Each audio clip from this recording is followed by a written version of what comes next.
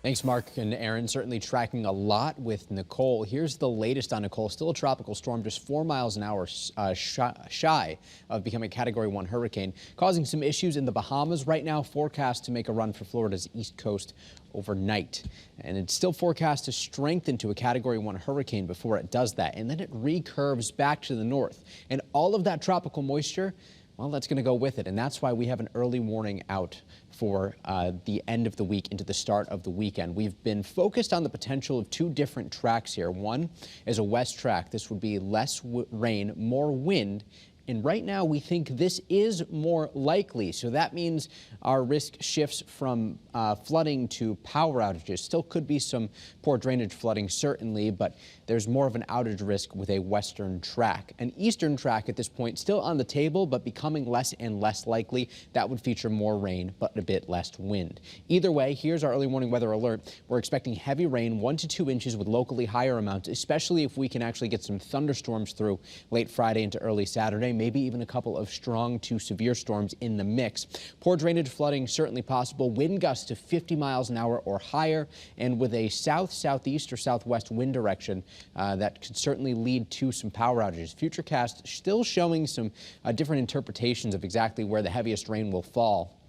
This right here is from the European model, and it shows a lot of the heaviest rain closer to Connecticut's coastline, and we are actually in the bullseye for some of the heavier showers. But with a western track, it seems that could get bumped back a bit, and here's a look at what the American model is showing a bit more rain off to our west over portions of New York State closer to the Great Lakes. But still, no matter how you slice it, things here certainly looking wet. Wind gusts also expected to pick up throughout the day on Friday, likely topping out between about 45 to 50 miles an hour early Saturday morning, and even Saturday evening will still be breezy on the backside of that front as winds shift to be out of the northwest and we pull in some cooler and drier air.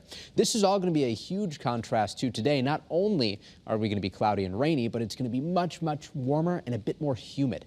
Today, of course, no humidity out there at all. Over the last 6 hours, satellite and radar nice and clear. Here's a live look in our ICAM in Mystic. Beautiful conditions out there, much more typical compared to what we felt at the beginning of the week. And here's a live look over Rocky Hill, our ICAM showing of course, gradient across, there we go, back in focus, gradient across the sky as the sun starts to set, getting closer and closer to sunset. With clear skies, temperatures are expected to fall back pretty quickly. We're forecasting low temperatures mostly in the 30s tonight, a little bit warmer than where we started the day off today, with low 40s possible at the coastline. As high pressure shifts east of us tomorrow, wind will shift to be out of the southwest, and that will pull in all of that tropical moisture. So there's Nicole's remnants by 7 o'clock on Friday.